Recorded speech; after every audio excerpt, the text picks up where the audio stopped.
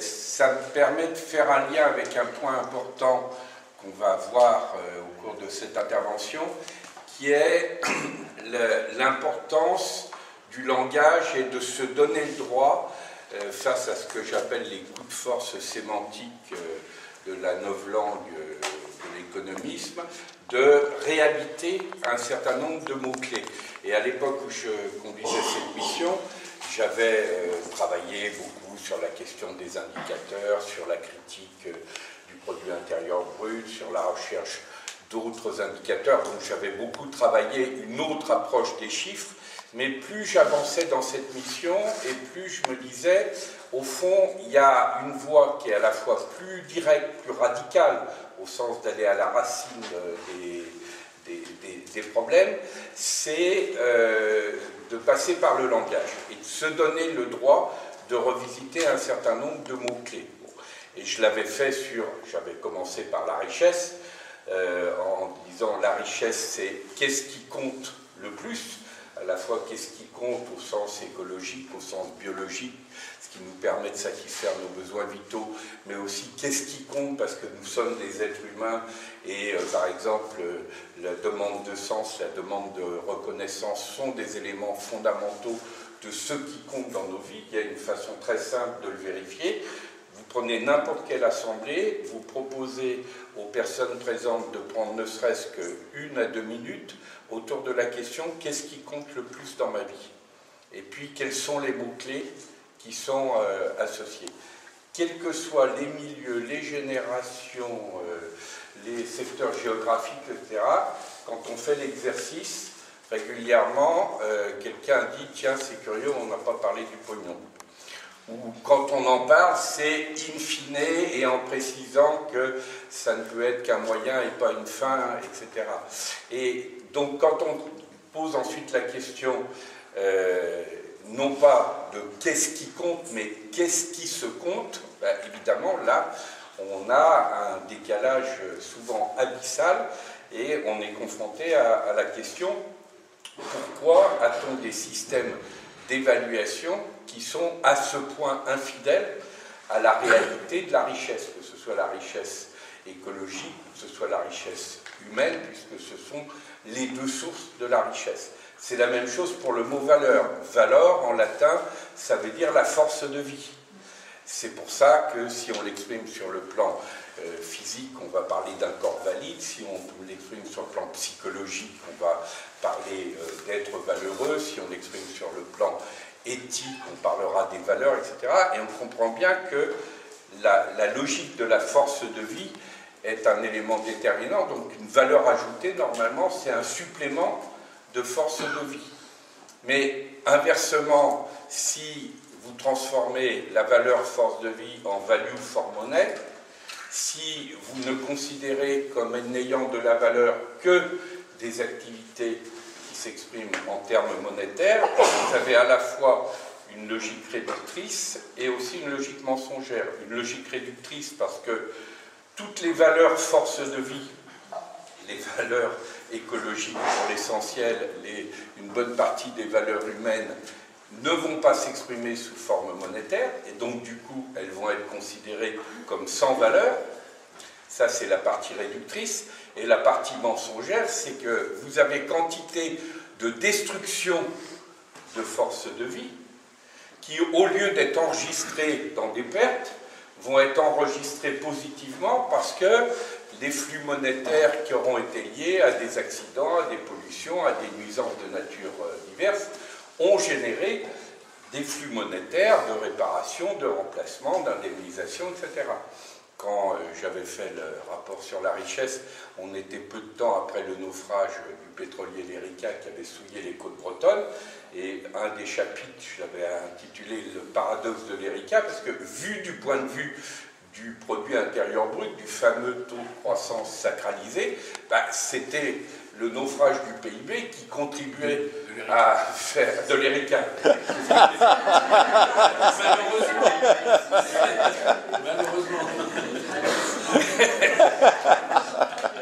On y arrive. Comme disait Lacan, l'inconscient est structuré comme un langage.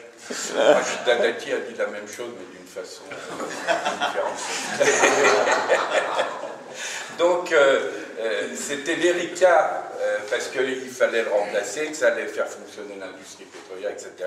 De la même façon, tous les flux monétaires qui avaient été liés à la pollution ou au naufrage, eux, ils étaient enregistrés positivement. Inversement, les bénévoles qui participaient gratuitement à la dépollution des plages, eux, c'était dans la catégorie invisible, improductif, etc. Donc là, c'est pas simplement réducteur, c'est carrément mensonger, puisque de la destruction de valeurs réelles, destruction de valeurs écologiques, destruction de forces de vie humaines, finissent par être comptabilisées positivement. Quand on vend nos rafales, c'est formidable du point de vue du PIB. Mais évidemment, ça sert à quoi d'avoir des rafales? On se doute bien que derrière, c'est pour des logiques de destruction. Mais ça, on ne veut pas en entendre parler. L'une des raisons pour laquelle la Grande-Bretagne était repassée récemment devant la France en termes de taux de croissance et de PIB, c'est parce que, sans état d'âme, ils avaient intégré l'ensemble des flux monétaires liés à la drogue et à la prostitution dans leur PIB. Donc, vous voyez que le passage par le langage est très important. Je l'ai dit sur richesse, je l'ai dit sur valeur. C'est la même chose et ça va nous permettre un lien direct avec les questions du bien commun sur tous les mots qui commencent par béné, bien, etc. À commencer par le mot bénéfice. Bénéfice, à l'origine, ça veut dire activité bénéfique, source de bienfait. Ça ne veut pas dire solde monétaire positif. Bénévolat, ça ne veut pas dire personne non rémunérée. C'est l'orientation de la volonté. Voilà, ça renvoie à la volonté. Béné, c'est la volonté bonne. Donc le contraire de bénévolat, c'est pas le salariat, c'est ce qu'on pourrait appeler le malévolat. Le secteur de la volonté mauvaise. Par exemple, l'économie du crime, l'économie des trafics humains, l'essentiel de l'économie de l'armement, etc., constitue un vaste secteur du malévolat. Puis, entre les deux, il y a un secteur qui ne dit rien de la nature de sa volonté, de son activité, etc. Il dit simplement « je gagne ou je perds de l'argent ». C'est ce qu'on peut appeler le secteur du lucravolat. Bon. Mais on comprend bien que du point de vue de l'évaluation, avant de faire rapport sur la richesse, 10 ans avant, j'avais été amené, quand Michel Rocard était Premier ministre, à conduire une mission sur l'évaluation des politiques publiques, et j'avais proposé d'entendre le mot évaluation dans son sens fort, c'est-à-dire de la délibération sur ce qui fait valeur, et valeur comme force de vie, et non pas de l'évaluation comme simple mesure, et surtout pas comme simple mesure monétaire. Ce qui ne veut pas dire que la quantification soit inutile, mais la quantification est au service de la qualification et pas l'inverse. C'est pour ça que l'évaluation est fondamentalement un processus de nature démocratique, et dès qu'il est confisqué sur un mode technocratique, par exemple, ben, évidemment, à ce moment-là, on ne discute plus de ce qui fait valeur comme force de vie, on se contente simplement d'aligner des chiffres, et quand c'est des chiffres monétaires, on est renvoyé à la question initiale que je posais du caractère au mieux réducteur et souvent mensonger de l'affaire. Donc, entre le secteur du bénévolat et le secteur du malévolat, on pourrait dire la première des évaluations, elle doit être adressée au secteur du lucravolat, parce qu'on a besoin de savoir, malgré tout, si on est en présence d'un secteur qui produit des biens et des services utiles, bénéfiques, ou au contraire dangereux. Donc le premier objet de l'évaluation, il devrait s'adresser à ce secteur-là, alors que la plupart du temps, les dérives de l'évaluation consistent à aller surtout emmerder les secteurs non lucratifs, pour voir dans quelle mesure ils remplissent des critères qui sont en réalité les critères du lucravolat. Et donc là, on a aussi une aversion profonde. Donc vous voyez à quel point la question du langage est importante, et c'est intéressant effectivement de voir le retour d'une notion comme la notion de bien commun, qui est une vieille notion historique, qui est même une notion théologique à l'origine. Parce que par exemple, c'est Thomas d'Aquin qui a théorisé d'un point de vue théologique, la notion de bien commun dans des sociétés prémodernes. Et je voudrais mettre en perspective le fait que quand on prend les notions de bien commun, les notions d'intérêt général et les notions d'utilité, et je regarderai d'abord la question de ce qu'on appelle utilité économique avant de venir à l'utilité sociale, on voit en quelque sorte un parcours qui est très important à prendre en compte parce que c'est à la fois le parcours de l'émancipation de la modernité par rapport à des sociétés qui étaient structurées autour du religieux, des sociétés d'ordre, et en même temps les limites de cette émancipation à partir du moment où les deux points aveugles de l'émancipation de la modernité vont être justement le rapport à la nature et le discernement sur la nature des activités. Et c'est la raison pour laquelle nous voyons aujourd'hui revenir dans notre actualité contemporaine des questions qui étaient celles de sociétés de tradition et qu'il nous faut prendre en compte en gardant évidemment le meilleur de la modernité, qui est l'émancipation, la liberté de conscience, etc., mais en allant revisiter des notions qui étaient des notions antérieures à la modernité. Alors, qu'est-ce que ça donne? Si vous prenez par exemple la notion de bien commun telle qu'elle est élaborée sur le plan théologique dans l'Occident chrétien, c'est une notion qui est intégrée dans un ensemble plus large qui est la question de l'économie du salut. La grande question de l'époque, c'est comment on évite la perte ultime, et la perte ultime, c'est la perte de la vie éternelle.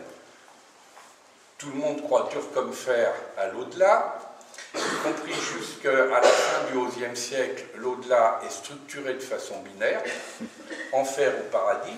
Il faut attendre la fin du XIe siècle, comme le montrera le grand historien du Moyen-Âge Jacques Le Goff, pour voir apparaître ce qu'il appelle l'invention du purgatoire. Donc ce tiers-espace dans l'au-delà qui va créer les conditions d'un tiers-espace dans l'ici-bas.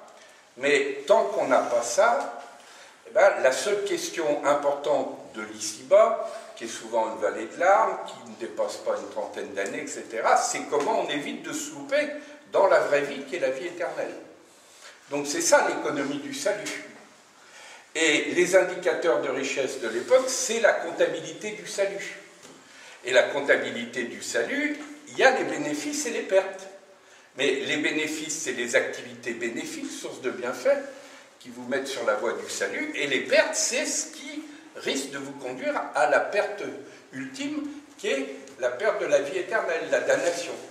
Et Jacques Le Goff rappelle que le plus grave des maléfices par rapport aux bénéfices, les fameux péchés mortels, c'est aucun des 7 péchés capitaux, qui était plus un règlement intérieur, parce que les moines avaient tendance à mener une vie un peu folichonne, c'était le prêt à intérêt et l'usure. Pourquoi? Parce que c'était le blasphème suprême. Prétendre que l'argent est créateur dans le temps, par le biais de l'intérêt composé, c'était mettre l'argent au même niveau que Dieu. Et un usurier qui voulait éviter la damnation éternelle, il avait le droit de transmettre la partie de sa fortune qui correspondait à une contribution légitime, il avait rendu des services, ça c'était légitime, mais la partie de sa fortune qui venait de ce qu'on appellerait en termes modernes la spéculation, liée au fait que par le biais des intérêts composés, l'argent avait fait des plis tout seul, ça, il devait le rendre sous peine de damnation. Donc vous voyez que l'économie du salut, elle entraînait la comptabilité du salut, elle entraînait la monnaie de salut, les fameuses indulgences. Et c'était quoi les indulgences? Indulgence, ça veut dire réconciliation, pardon.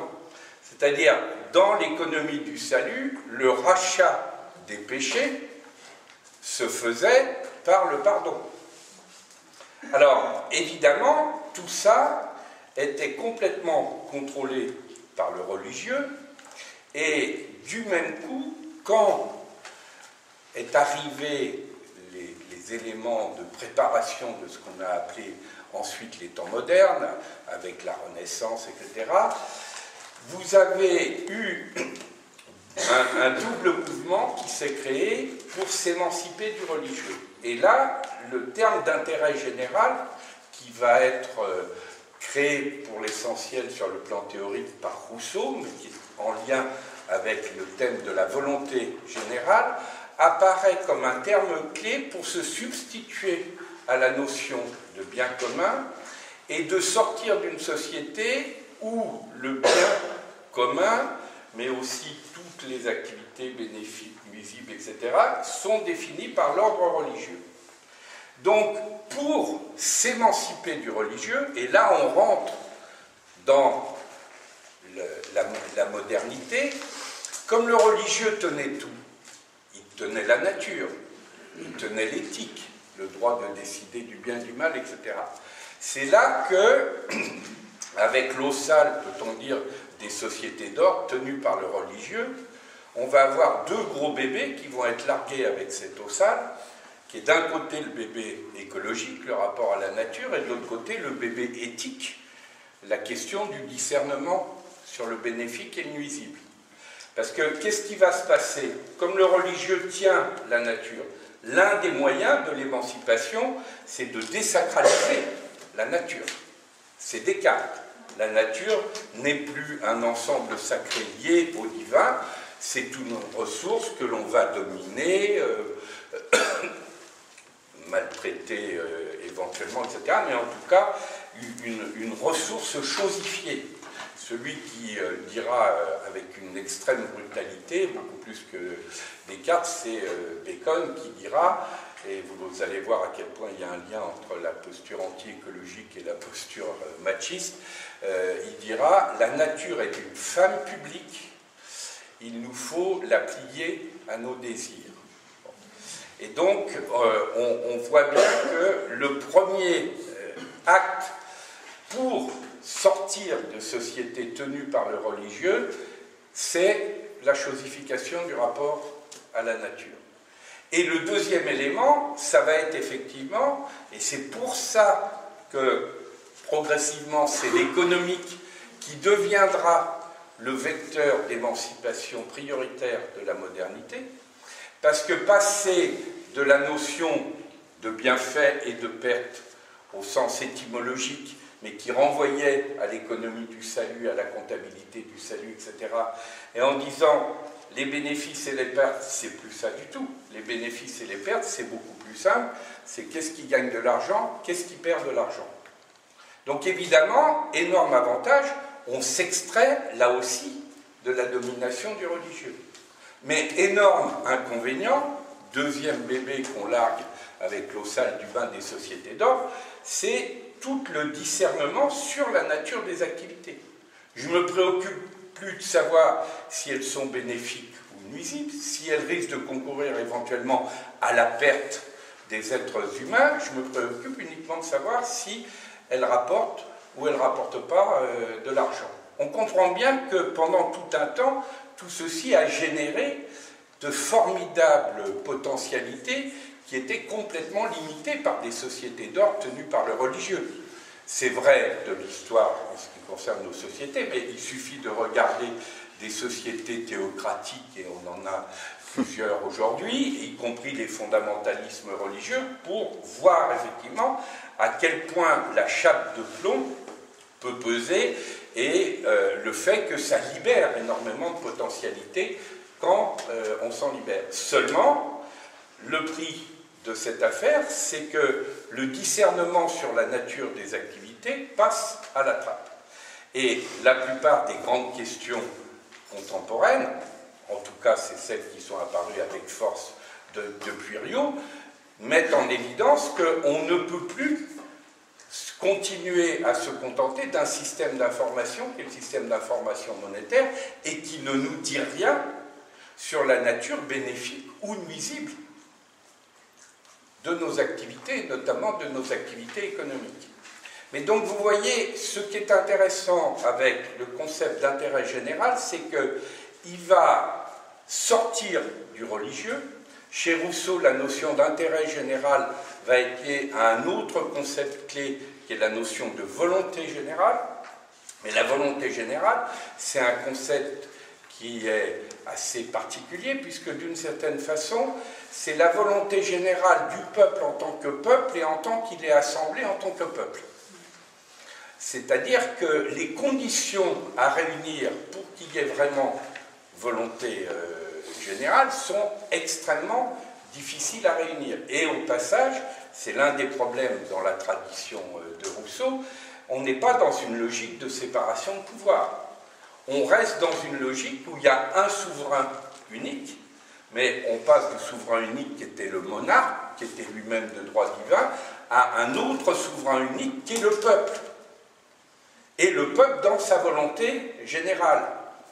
Mais il n'y a pas l'idée, qu'on va trouver par exemple chez Montesquieu, qu'il y a des dangers de tout pouvoir, y compris un pouvoir exercé au nom du peuple, et que par conséquent, il va aller falloir établir des séparations entre l'ordre juridique, l'ordre exécutif, l'ordre législatif, etc. Donc il faut bien voir que dans la tradition française au départ n'est pas une tradition d'état de droit. C'est tout récemment, moi à l'époque où j'étais rédacteur en chef de la revue Faire, on avait fait un numéro spécial sur la question de l'état de droit.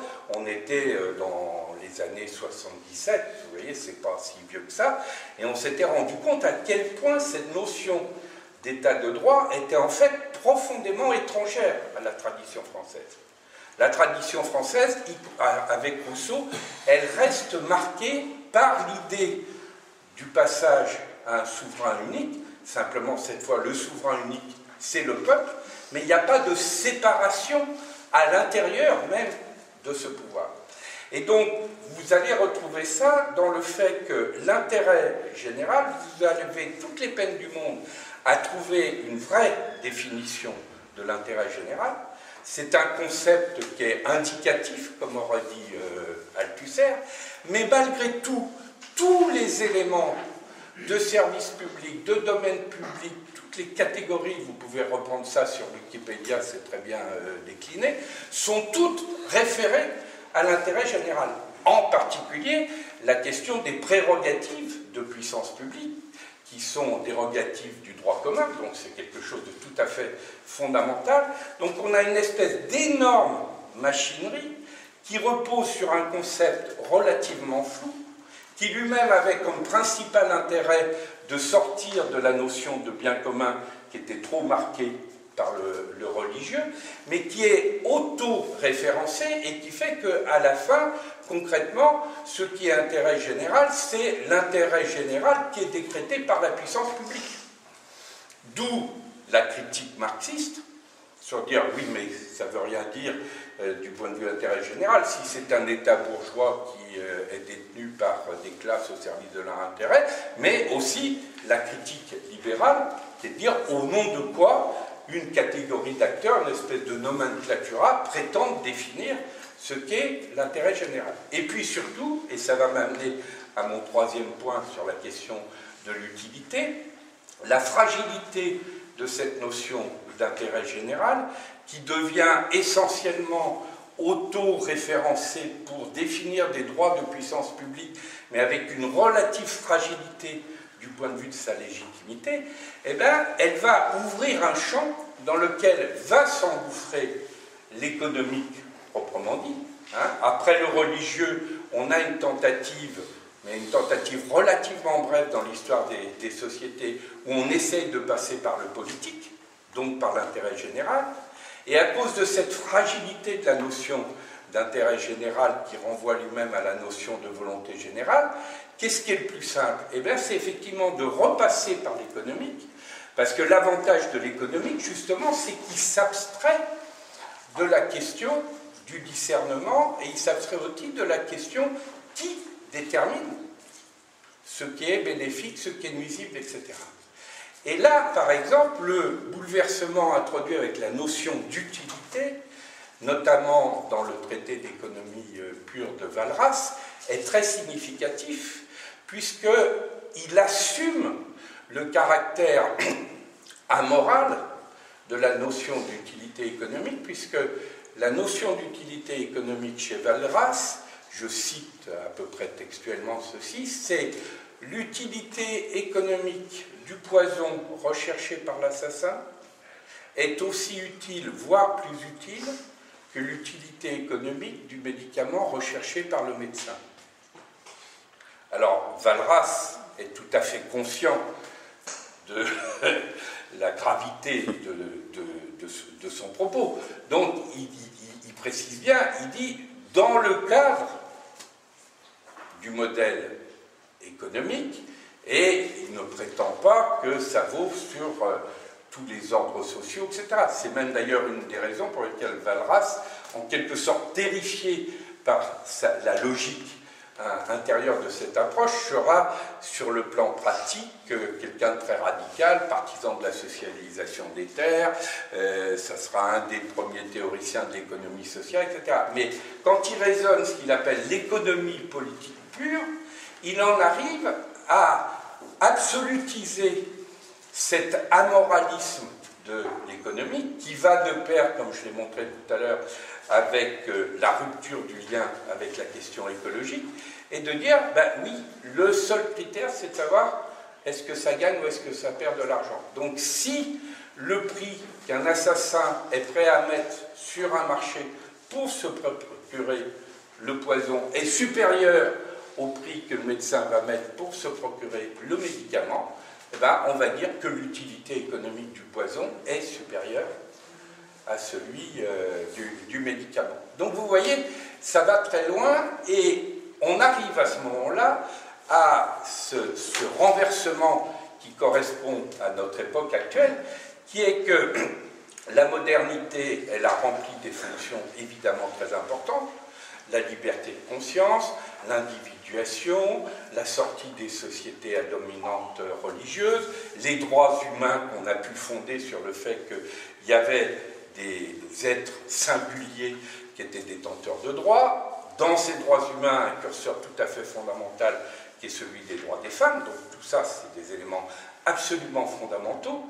Mais nous sommes arrivés à une période où il nous faut à la fois faire un tri sélectif dans la modernité, pouvoir dire « Ok, ça, on garde la part lumineuse de la modernité, mais passons les deux points aveugles, le point aveugle écologique et le point aveugle du côté du discernement sur la nature des activités. » Et il nous faut faire la même opération de tri sélectif du côté des cultures et des sociétés de tradition, reconnaître la part positive, par exemple la reliance, parce que c'est une des caractéristiques. On voit bien, par exemple, dans les échanges avec les peuples premiers qui jouent un rôle très important, le Forum social mondial de Belém en 2009, qui a lancé le thème de la transition vers des sociétés du bien vivre, du buen vivir, c'est essentiellement les peuples indigènes qui étaient présents, qui ont amené cette perspective.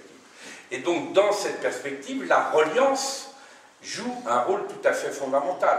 Reliance, évidemment, du rapport à la nature, resacraliser terre-mer, etc. Reliance au lien social et reliance aux questions du sens, reliance aux questions spirituelles au sens large du terme. Trois éléments qui ont été beaucoup perdus dans la modernité. Mais cette reliance, elle a aussi sa part d'ombre, qui est la dépendance. Parce que le lien social, oui, mais si ça se transforme en contrôle social, on n'est pas loin d'une forme de totalitarisme. Sens, oui, mais si c'est un sens identitaire et excluant du sens des autres, on va tout droit vers le fondamentalisme et l'intégrisme. Donc vous voyez, l'un des grands enjeux de la période actuelle, je termine, hein, et c'est pour ça qu'on est amené à revisiter, y compris des vieilles notions, comme la question des biens communs, y compris leur traduction plus contemporaine avec la question des communs au pluriel, elle résulte du fait que et la question écologique et la question éthique sont devenues incontournables. Et que toute approche qui reste uniquement sur l'axe de l'économisme lié à la modernité est absolument incapable de traiter ces deux grandes questions. Et donc on est amené, et la question écologique de ce point de vue-là a joué un rôle absolument majeur, puisqu'elle a réintégré, évidemment, la question du rapport à la nature, mais à travers la question du rapport à la nature, c'est aussi plus largement la question du rapport à l'univers, donc la question du sens, donc la question spirituelle, mais en même temps sur une modalité non enfermée dans les logiques religieuses et leur caractère dogmatique. Du coup, elle a réouvert la question éthique, le débat sur le discernement, est-ce qu'on est en présence d'activités bénéfiques ou d'activités nuisibles, redevient un élément clé. Du même coup, la question éthique réouvre l'enjeu politique, parce qu'on peut dire l'objet du politique, c'est justement d'organiser la délibération des citoyens et des citoyennes sur la question du bénéfique et du nuisible. C'est-à-dire justement, comme il n'y a pas, à la différence de société d'ordre, quelque part une instance en surplomb qui est là pour dire à notre place où est le bien, où est le mal, où est le bénéfique, où est le nuisible, etc. C'est la qualité de discernement et de délibération des citoyens assemblés qui devient l'enjeu majeur, mais du coup ça débouche aussi sur un autre enjeu majeur qui est la mutation qualitative de la démocratie. Parce qu'on voit bien qu'une démocratie définie uniquement par des critères quantitatifs de la loi du nombre, et qui dit si j'ai 50% plus 1, je ne me préoccupe pas de savoir ce que pensent les autres, et je ne m'interroge pas sur la qualité de la proposition acceptée ou rejetée, eh ben c'est une démocratie qui est par exemple incapable d'entendre des lanceurs d'alerte.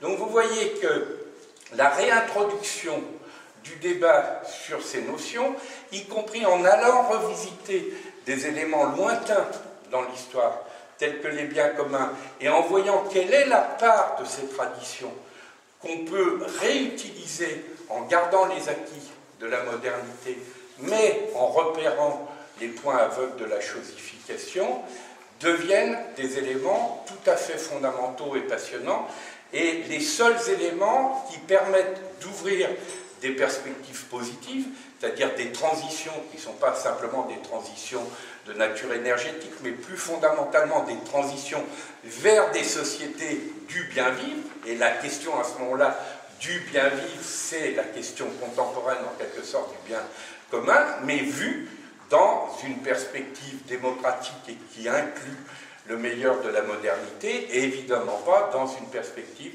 de régression prémoderne. Voilà, je m'arrête là. Vous voyez ça.